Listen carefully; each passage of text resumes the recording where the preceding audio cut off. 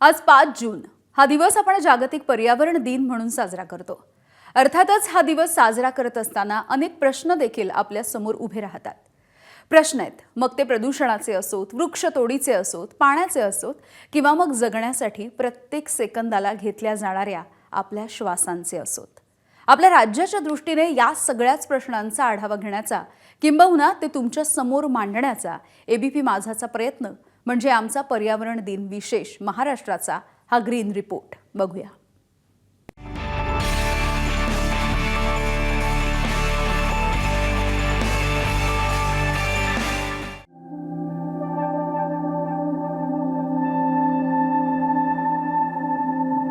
निसर्गाची ही थक्क करणारी रूप, प्रसन्न करणारी, प्रेमात पाडणारी, जगण्यात सकारात्मकता पेरणारी।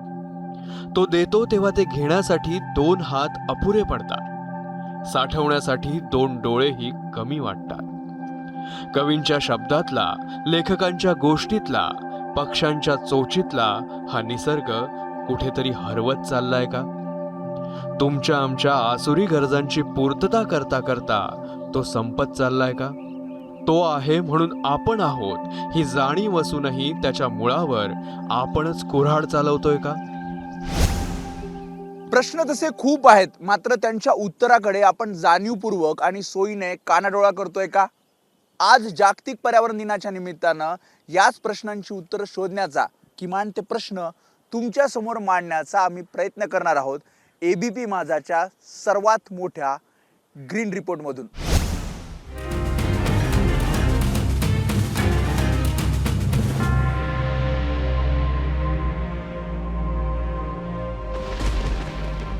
मुंबई, मायानगरी, कोट्यवधींची जननी, विधवर पोटासाठी हिच्याकडे धावणाऱ्या प्रत्येकाची आई।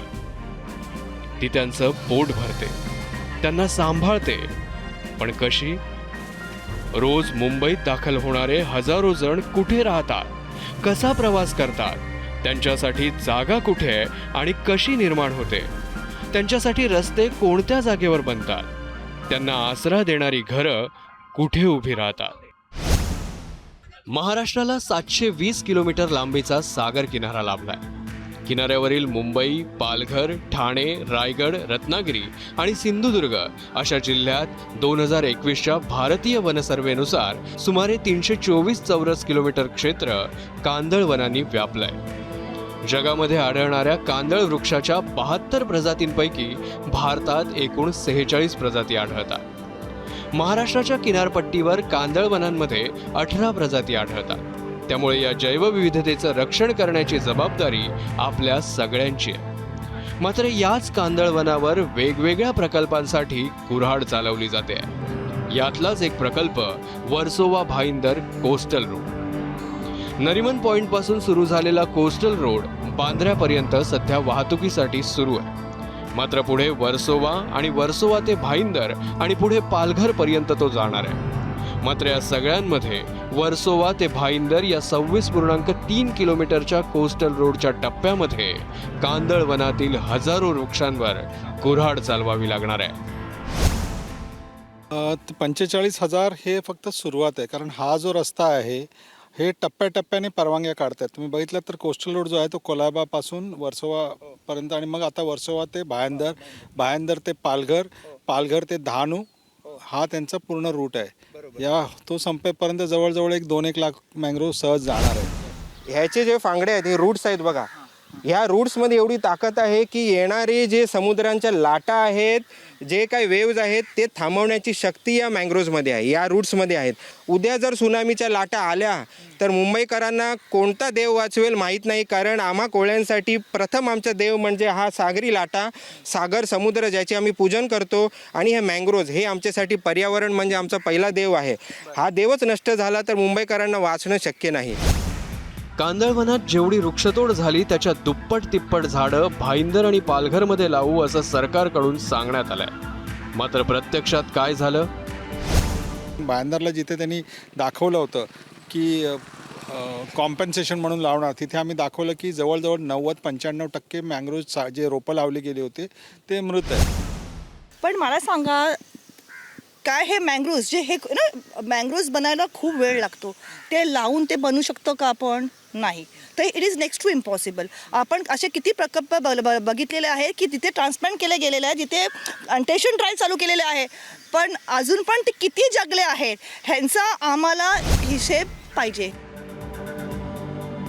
जी परिस्थिती मुंबईची काहीशी तशीच मुंबई लगतच्या ठाण्याची आहे. इथंही वाहतूक कोंडीला पर्याय म्हणून सागरी किनारा मार्ग आकाराला येतोय आणि त्यासाठी कांदळवनं तोडली जात आहे. मी सध्या एका प्रोजेक्टचं तुम्हाला उदाहरण देतो. हा आहे ठाण्याचा सागरी प्रकल्प. सागरी किनारा मार्ग ठाण्यातला सगळ्यात मोठा प्रकल्प सध्या आहे आणि या सागरी किनारा मार्गासाठी इथे हे पिलर्स उभे राहिले तुम्ही पाहू शकता. पण याच ठिकाणी अगदी काही महिन्यांपूर्वी कांदळवन होतं आणि त्या कांदळवनाची कत्तल करून त्या ठिकाणी आता हा प्रकल्प उभा राहतोय. ठाण्यात गेल्या अनेक वर्षांपासून सुरू असलेल्या या वृक्षतोडीच्या विरोधात अनेक पर्यावरणप्रेमींनी आवाज उठवले. मेट्रो 4 प्रकल्प असेल, खाडी किनारा मार्ग असेल, ठाणे बोरिवली भुयारी मार्ग असेल किंवा आणखी प्रकल्प, पर्यावरणावर कुऱ्हाड चालवणं सुरूच आहे. विविध विकास प्रकल्पांच्या नावाखाली ही सातत्याने जी वृक्षतोड होतीये ही ठाणेकरांच्याच मुळावरती उठणार आहे. कारण प्रत्येक वेळेला जी वृक्षतोड होते त्याच्या बदल्यात आम्ही इतके वृक्ष लावणार आणि ते वृक्ष त्यांनी लावले किंवा नाही लावले किंवा ते जगले किंवा नाही जगले याचं कुठलंही उत्तरदायित्व हे कुठल्याही यंत्रणा घेताना दिसत नाहीयेत. ज्या माननीय उच्च न्यायालयाची जी समिती होती जी मुंबई मेट्रो 3च्या प्रकल्पाच्या पुनर्रोपणाबाबत देखरेख ठेवण्यासाठी जी समिती बनवली होती, त्यांनीच त्यांच्या अहवालामध्ये स्पष्ट केलेलं आहे की ज्या प्रकारे हे पुनर्रोपण केलं जातं वृक्षांचं ते यशस्वी होत नाही आणि त्यामधले 80% हे वृक्ष मरतात.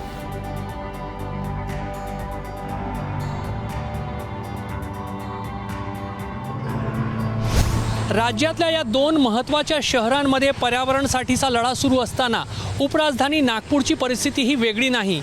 एकेकाळची ग्रीन सिटी सध्या विकासाच्या झंझावातात कॉन्क्रीटचा शहर होऊ पाहत आहे.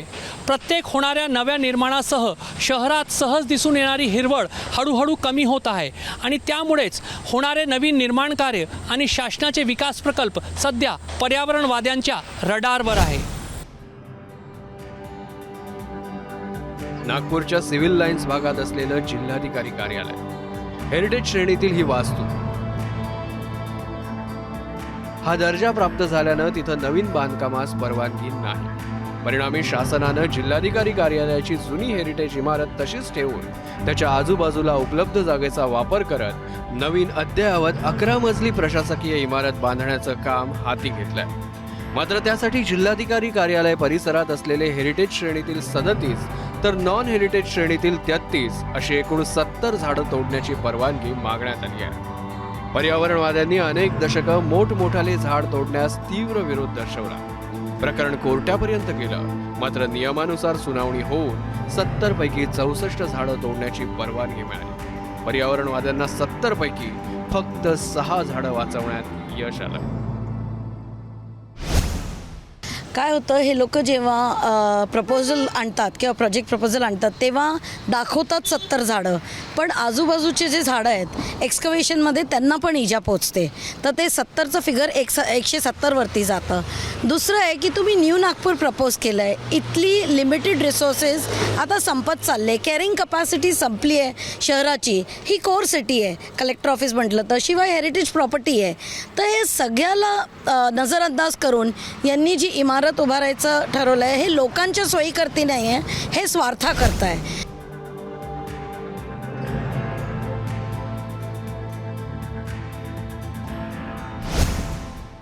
नागपुरातील झाडं वाचवण्यासाठीचा आणखी एक आंदोलन चांगलंच गाजलं, कारण त्या आंदोलनाशी थेट सोनम वांगचुक जोडले गेले. निमित्त ठरलं खेळांसाठीचं मैदान, ज्यासाठी 307 झाडं तोडण्यात येणार होती. त्या प्रोजेक्टसाठी एकूण 365 झाडांचं पब्लिक नोटीस आली होती.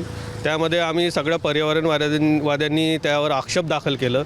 आक्षेप दाखल करून आम्ही तिथे जे काही आमच्याकडून झालं तेवढं आम्ही विरोध केला आणि पर्यावरणवादी जे सोनम वांगचुक त्यांना तिथे पण आणलं आणि प्रशासनासोबत आम्ही जे काही समन्वय करायचे ते केलं आणि त्याचा आम्हाला थोडा फायदा भेटला की 169 झाडापर्यंत आलं ते, आणि 169 झाडं ऑन रेकॉर्ड तोडण्यात आलेली आहे आतापर्यंत. आणि त्यांचं असं म्हणणं आहे की आम्ही 4000 झाडं वगैरे लावली आहेत कुठेतरी, तर त्यापैकी तर काही आम्हाला क्वचितच दिसली झाडं, बाकी तर आम्हाला आतापर्यंत दिसली नाही आहेत. दरम्यान पर्यावरणासाठी आग्रह धरणाऱ्यांमध्ये काही लोक सस्टेनेबल डेव्हलपमेंट म्हणजेच शाश्वत विकासाचे पाठीराखे आहेत. त्यामुळे फक्त झाडं वाचवण्याच्या नावाखाली कुठलंही नवीन निर्माण कार्य करूच नये असं एकांकी धोरण राबवणं कोणत्याही शहरासाठी अशक्य आहे. त्यामुळे विकास आणि पर्यावरणामध्ये समतोल साधण्याची गरज नागपुरातील काही लोक बोलून दाखवत आहेत. आता शहरामध्ये लोक आलेले आहेत, लोकांचं पण डेव्हलपमेंट करायचं आहे, रोड मोठे करायचे आहे, त्यांच्या राहायच्या दृष्टीने पण घरं बांधल्या जातील, पाण्याचे पाईपलाईन, सिवेजचे पाईपलाईन, हे सर्व येणारच. डेव्हलपमेंट तर होणार, त्याच वेळेला शाळा, कॉलेजेस, मोठमोठे इन्स्टिट्यूशन येणार. तर तेव्हा जी ग्रीनरी मध्ये जी येत आहेत, जसे काही ट्रीज किंवा प्लांट्स येत आहेत, ते कट करण्यापेक्षा आता तुमच्या डोळ्यासमोर एवढं मोठं हे उदाहरण आहे की 188 वर्ष जुनं झाड आम्ही ट्रान्सप्लांट केलं. तसे झाडं ट्रान्सप्लांट करायचे, कन्स्ट्रक्शन करायचं आणि परत कॉम्पेन्सेटरी प्लांटेशन करायलाच पाहिजे. डेव्हलपमेंट आणि एन्व्हायरमेंटलचा जो दोघांचा कॉम्बिनेशनच्या हिशोबाने ते इक्वली मेंटेन होईल. म्हणजे डेव्हलपमेंटच्या ठिकाणी डेव्हलपमेंट होईल आणि एन्व्हायरमेंटलची जपण्याची जी स्थिती आहे ती एन्व्हायरमेंटल जपता आपल्याला जपण्यात येईल. अनेक ठिकाणी जिथं तोडलेल्या झाडांच्या बदल्यात पर्यायी वृक्षारोपण केलं जातं, पण केवळ कागदावरच दाखवण्यासाठी. नागपुरात मात्र सुखद चित्र पाहायला मिळत आहे. सध्या नागपूरच्या गोरेवाडा परिसरामध्ये तुम्ही दृश्यांमध्ये एका टेकडीच्या पायथ्याशी हा सर्व वृक्षारोपण पाहताय आणि काही वर्षांपूर्वी करण्यात आलेला हा वृक्षारोपण आहे. आणि यापैकी प्रत्येक जो झाड जो आहे तो आता 12 ते 15 फूट उंचीचा झालेला आहे. आणि त्यामुळे अनेक वर्षांपूर्वीच केलेला हा जो वृक्षारोपण आहे तो चांगला टिकला आहे, चांगला बहरला आहे.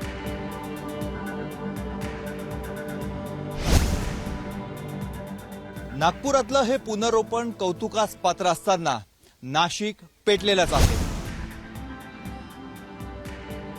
नाशिक रामायण काळातील दंडकारण्य, चहूबाजूंनी डोंगर रांगांनी वेढलेलं नव्हे तर त्याच्या कुशीत फुललेलं टुमदार शहर. शहराच्या अगदी मधोमध वाहणारी गोदामाई आणि तिच्या तीरावर असलेली असंख्य पुरातन मंदिरं. नाशिकचं पौराणिक आणि आध्यात्मिक महत्त्व अधोरेखित करणारी. याच नाशिकमध्ये लवकरच कुंभमेळा पार पडणार आहे. देशभरातून साधू संत इथे येणार आहेत आणि त्यांच्या निवासाची व्यवस्था करण्यासाठी जे साधुग्राम उभारलं जाणार आहे त्यासाठी 1700 झाडं तोडण्याचा प्रस्ताव शासनानं ठेवलाय. आणि त्यामुळेच एका नव्या वादाला सुरुवात झाली. याच ठिकाणी या नाशिकच्या तपोवनामध्ये या संपूर्ण नाशिकमधल्या पर्यावरण प्रेमींनी एक चळवळ सुरू केली आणि त्यानंतर अनेक राजकीय पक्ष देखील या चळवळीमध्ये, या आंदोलनामध्ये सहभागी झाले. आपण जर बघितलं तर हे घनदाट असं झाडं या ठिकाणी आपल्या तपोवनात पाहायला मिळतात. आणि एकूणच हे झाडं तोडू नये, पर्यायी जागांचा वापर करा, कोणताही झाड न तोडता सिंहस्थ कुंभमेळ्याची कामं करा, अशा भूमिका वेगवेगळ्या संघटनांनी, पर्यावरण प्रेमींनी, नाशिककरांनी घेतली. आणि त्यानंतर अखेर हरित लवादामध्ये देखील या संदर्भात प्रकरण सुरू झालं आणि एकूणच या वृक्षतोडीला त्या ठिकाणी तात्पुरती स्थगिती मिळाली.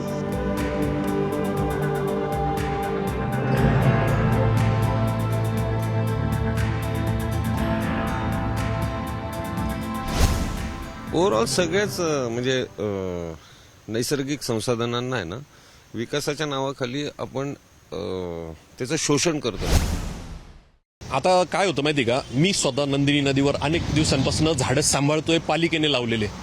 आम्हाला अक्षरशः पाया पडावं लागतात पालिकेच्या की आम्हाला टँकर द्या. आत्ता सुद्धा त्या झाडांना बऱ्याच ठिकाणी पाणी दिलं गेलेलं नाही, त्यांच्याकडे लक्ष दिलं जात नाहीये. मग असं होत असेल तर हे कागदावर झाडं लावून काय करायचंय? मग कागदावर तर असे मी 3 कोटी, 300 कोटी, 3000 कोटी लावून देईल. आपल्याला कागदावर झाडं नाही पाहिजे. नाशिककरांना ना कागदावर झाडं नाही पाहिजे, नाशिककरांना ऍक्च्युअल झाडं पाहिजे. शहराला वळसा घालणारा रिंग रोड असो की नाशिक त्र्यंबकेश्वर रस्ता रुंदीकरण, प्रत्येक विकास कामाचा पहिला घाव झाडांवर झालाय. झाडं केवळ फळं, फुलं, सावली देणारे नाहीत, तर वाढत्या प्रदूषणात प्राणवायूचा मुबलक पुरवठा करणारी ऑक्सिजनची फॅक्टरी आहे. पक्षी आणि जैवविविधता जपणारी नैसर्गिक साधन संपत्ती आहे.